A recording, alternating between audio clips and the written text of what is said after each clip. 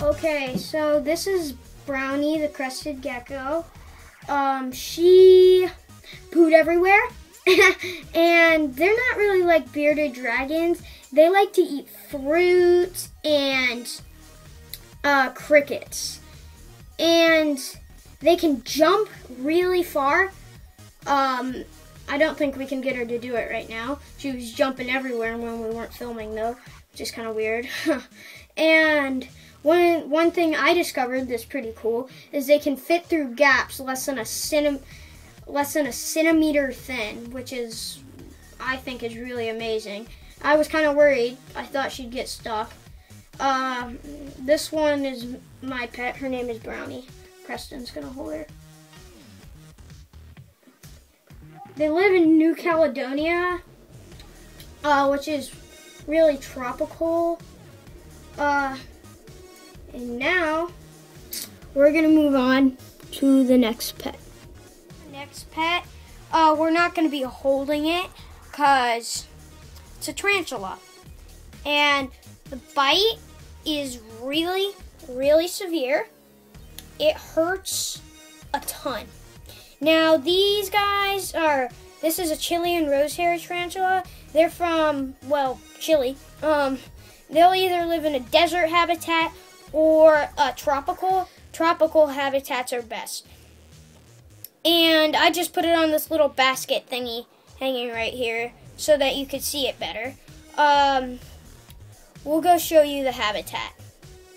As we were saying, this is the tarantula's habitat. Log, water bowl, a vine, and coconut fiber bedding. And now we're gonna move on to, okay, so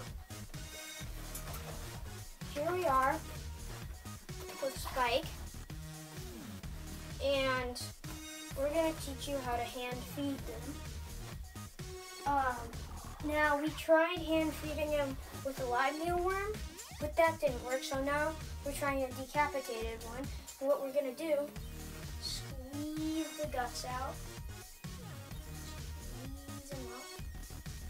And then we'll rub them on his lips. And then kind of put it up to his nose, dab a little in, like right next to his nose. Not in his nose, but right next to it. And then rub it all over his mouth. And then he doesn't do it right away, but eventually he'll start licking his lips, and he'll lick it off. And it's all the nutrients in there. And usually we put calcium on the mealworms, but this time we didn't because we were in here.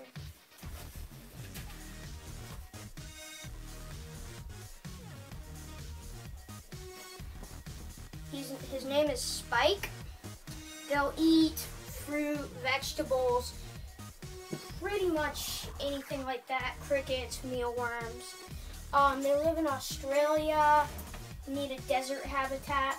I'll show you the habitat in a minute too. We're heading over to the habitat, so.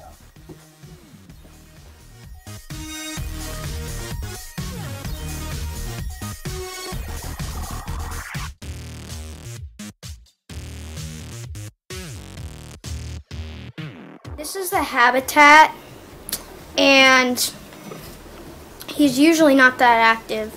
He has a heat lamp, a log, sometimes we have cactus and a rock, food bowl, and we mist his, whenever he has his mouth open, we mist in his mouth, directly in his mouth, and that's how he gets water. And then we have a pooper scooper sand thing, and we'll come back to him, but we're gonna move on to the next pet's habitat.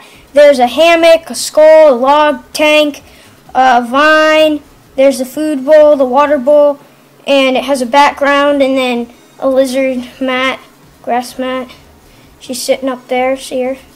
Yeah, she has a big cage. It's the biggest. Okay, see you guys on the next episode.